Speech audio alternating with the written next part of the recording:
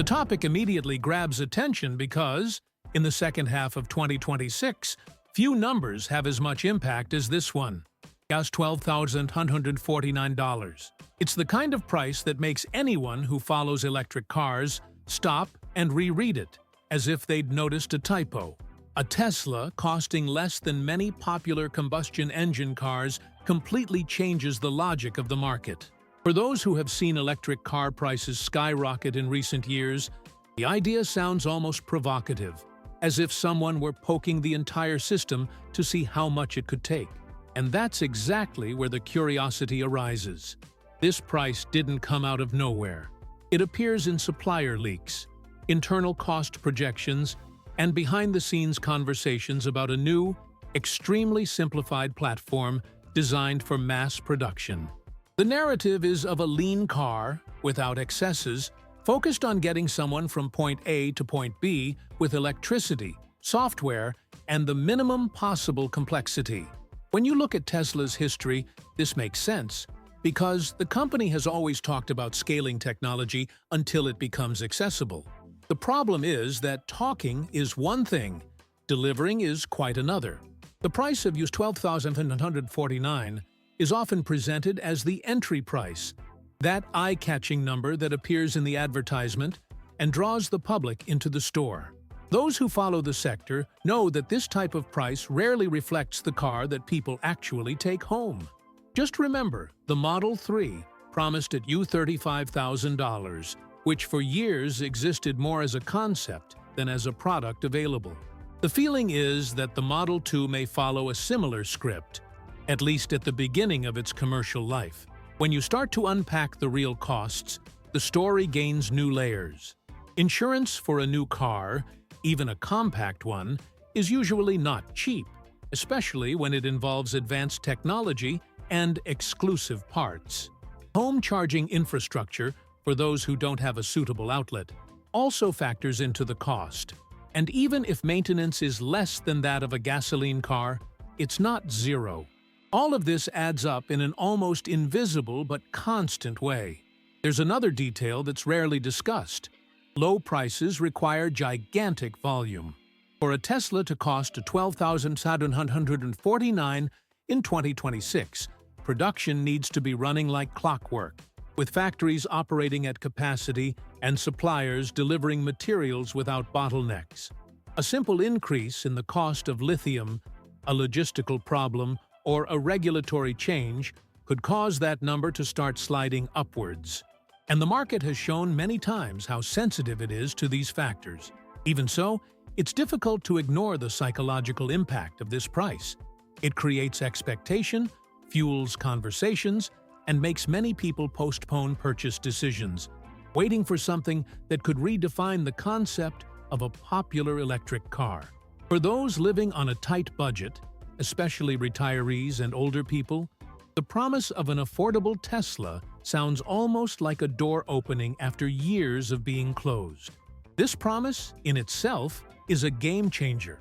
At times, it seems that Tesla understands the power of this number very well, even without officially confirming it. It acts as a beacon, guiding the public's imagination towards a future where electric vehicles cease to be a luxury item.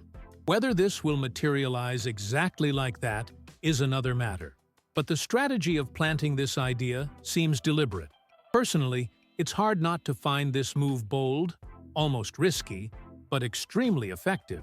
The dates circulating behind the scenes vary as much as the market's moods, but most bets point to an official presentation of the Tesla Model 2 between November and December 2026. Nothing too festive, perhaps an online presentation in the style that Elon Musk loves. Dark stage, tense music, and a covered car that seems to be there to change the world.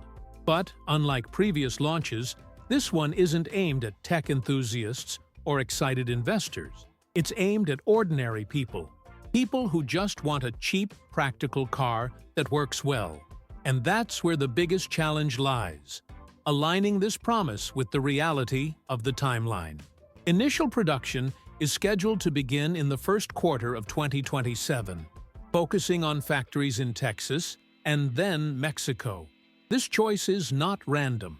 These regions were strategically prepared to receive this new generation of vehicles, with simpler assembly lines, more efficient robotics, and less reliance on expensive processes. It's the so-called unified platform in action, where the same chassis, the same software, and even the same batteries can give rise to different models. It sounds beautiful in theory, but executing it is never easy. Tesla's track record doesn't exactly inspire confidence in these timelines. The Model 3, for example, suffered epic delays. The Model Y, too. And even today, despite years of experience, the company still faces challenges in keeping production aligned with demand, especially in the first few months after each launch.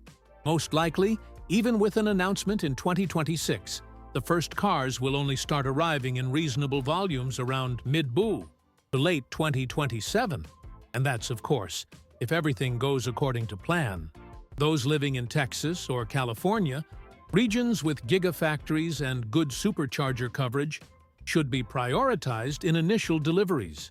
This makes logistical sense. Lower transportation costs, less risk in after-sales service, and more control over production adjustments in the first batches. Buyers in other states or countries will have to wait, and it won't be a short time. This prioritization, while strategic, may lead to frustration for those who believe the affordable car would arrive quickly and easily anywhere. Another point that is rarely discussed is Tesla's own internal challenges. Despite all the technology involved, the company still depends on complex supply chains, especially regarding batteries. Even with the use of LFP, iron phosphate, which are cheaper and more stable, the demand for raw materials is still extremely high, and a sudden movement in the Asian market is enough to delay everything. Those who follow closely know how the price of lithium can turn into a logistical nightmare overnight. The software issue also comes into play.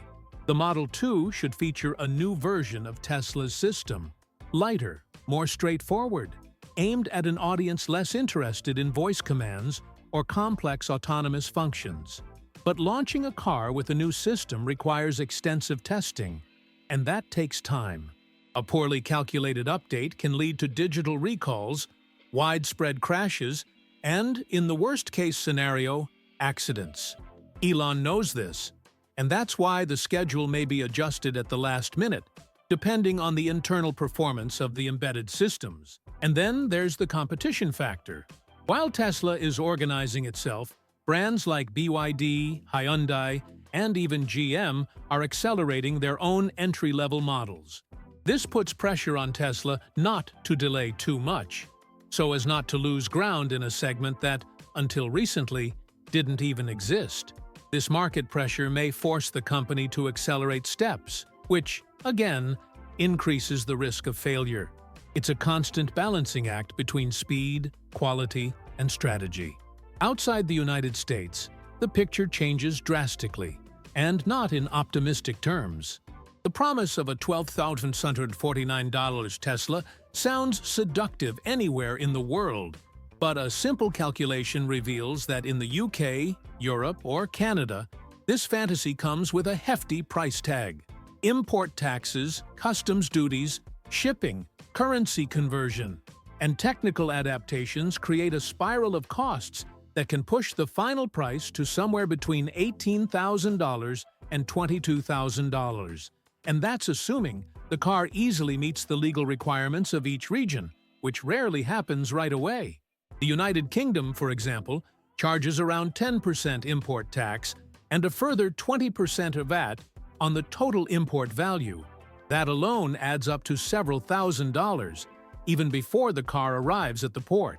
Add to that the costs of transport, maritime insurance, customs clearance, and inland transport, and the final bill might make even the most enthusiastic person reconsider. And worse, this doesn't guarantee that the car will be legally driven on the streets without additional modifications. In continental Europe, the problem isn't much different. The European Union has strict rules for emissions, safety, and energy efficiency, and vehicles manufactured in the US rarely meet all these requirements without modifications. Headlights need to be adapted, the speedometer converted to kilometers per hour, and crash test standards may differ. These modifications are not only expensive, but can also affect warranties and the vehicle's integrity itself. And of course, this doesn't appear in the initial price advertising. Canada presents an additional challenge: the exchange rate. Even if the car costs the same US $12,149, the conversion to Canadian dollars already raises that value above $17,000. With the same import charges, transportation fees, and possible modifications, the final price can easily exceed, say, $22,000, placing it in the same range as models already established in the market, with local technical assistance and warranty. In this context, the attractiveness of the Model 2 diminishes considerably. And there's more. Not all Tesla service centers will be prepared to handle the Model 2 in the first few months, especially outside the United States. The service center network is still limited in many parts of the world, and technicians need specific training to handle the new components and systems. This means that, if there is a problem, the car owner may have to wait weeks or even months for a solution, something unthinkable for someone who depends on their car as a means of daily transportation. Another critical point is the warranty. Vehicles purchased in the US and taken to other countries often lose their factory warranty or have severe restrictions. And as if that weren't worrying enough, many countries still don't offer full technical support for models not locally approved. The result? Any failure could end up costing you money, without help from Tesla or third parties, and without easy access to spare parts. For retirees and seniors in markets like Canada, the UK, or France, this is more than an inconvenience. It's a real financial risk. Many live on tight monthly budgets and have no margin for unforeseen events of this scale. If a car that promised to be inexpensive ends up costing almost twice as much due to regulatory and logistical barriers, it ceases to be a solution and becomes a problem disguised as innovation. If there's one thing time doesn't forgive, it's the human body. And when we talk about accessibility in cars, this detail matters, especially for the over 60s, who are precisely the ones most excited about the idea of an accessible Tesla. But does the Model 2 really deliver on its promises in this regard? The seat height, for example, is between 650 and 700 millimeters, which is already a good sign. This puts the car in a comfortable position, neither too low like a sports car, nor too high like an SUV. The kind of thing that makes a difference when your knees aren't what they were 20 years ago. Another interesting promise, stemming from technical leaks, is the return of physical buttons. This sounds like music to the ears of anyone who shudders at the mere thought of touchscreens with endless menus. Imagine no longer having to hunt for the air conditioning control in the middle of a complicated digital interface. It's almost a relief. Basic functions like volume, windows, emergency lighting, and ventilation should have dedicated controls. A small detail, but one that can make daily use more intuitive and safer. The interface also seems to have been designed with simplicity in mind. The idea of a screen with fewer navigation layers and larger icons is great. For those with visual impairments, or who simply prefer not to rely on a nephew to understand the car's system, this represents autonomy. But of course, this is still just a rumor. If Tesla actually delivers this kind of straightforward usability, it will attract not only the elderly, but anyone tired of interacting with navigation interfaces that look more like airplane instrument panels. On the other hand, the charging experience is still a sensitive point. The promise of 10% to 80% charge in 25 to 30 minutes on a fast charger is technically great. But what about in practice? Can an elderly person with reduced mobility stand for that long at a charging station? Or will you need help handling the cables, which aren't exactly lightweight?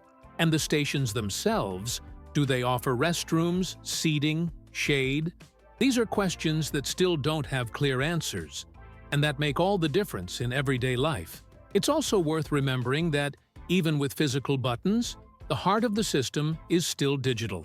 Tesla loves over-the-air updates and app controls. This can be a boon for those who adapt well, but also a nightmare for those who struggle with smartphones. A simple warning on the dashboard can become a headache if it depends on a response via the app. And let's be honest, not everyone wants to become a software technician just to tinker with the car. On paper, the Model 2 succeeds in combining technology with usability. But everything will depend on execution. Ergonomics isn't just about seat height or physical buttons. It's about thinking about the entire gesture, opening the door easily, adjusting the seat effortlessly, viewing the screen without needing reading glasses every time. These details don't appear in marketing, but they are crucial to transforming a technological car into something truly accessible. The most curious thing is that many of these adjustments aren't difficult to implement. They require more empathy than engineering. A simple door widening, a door handle with a better grip, a clearer warning sound. All of this makes the car more user-friendly for people with physical limitations. And let's face it, with the world's population aging rapidly, this is more than a trend. It's a necessity. The great advantage of electric cars, and what especially appeals to those living on a fixed budget, like many retirees, is the low maintenance. No oil to change, no exhaust to rust, no timing belt to break. It seems like a dream. In the case of the Model 2, rumors point to the use of LFP batteries, which are not only cheaper but also more stable and have a longer lifespan. It is estimated that these batteries can last between 15 and 20 years, with 3,000 to 5,000 recharge cycles, enough to accompany the car throughout its lifespan without needing replacement. This is the kind of information that makes the eyes of those tired of paying for expensive maintenance or dealing with dubious mechanics light up. But there's a catch. The theory is nice, but in practice, the first batches of Teslas usually come with growing pains. This was the case with the Model 3, the Model Y, and even the legendary Model S. Misaligned panels, problems with the windows, electrical faults, and software that crashed unexpectedly. For those who need a car for medical appointments, grocery shopping, or daily errands, relying on an unpredictable vehicle is a risky gamble. Even though long-term maintenance costs are low, unexpected breakdowns can be costly. An unexpected visit to a service center, especially in regions where Tesla doesn't yet have good coverage, can lead to delays, stress, and even alternative transportation costs. Not to mention that replacement parts specific to new models tend to take longer to arrive, and technical support may not yet have mastered all solutions in the first few months. Another important point is the cost of scheduled maintenance. Although the car doesn't require frequent replacements, there will still be system checks, firmware updates, and possible brake and suspension replacements over time. Even if spaced out, they exist, and they aren't free. It's important to understand that low maintenance doesn't mean zero maintenance, especially when dealing with advanced electronics and sensors spread throughout the car. The good news is that, in the case of the Model 2, simplicity seems to be one of the pillars of the project. Fewer moving parts, fewer superfluous functions, and a leaner construction may mean fewer points of failure. This, combined with Tesla's learning from its past mistakes, could mean that the car will arrive on the market more mature. But, once again, this is still speculation.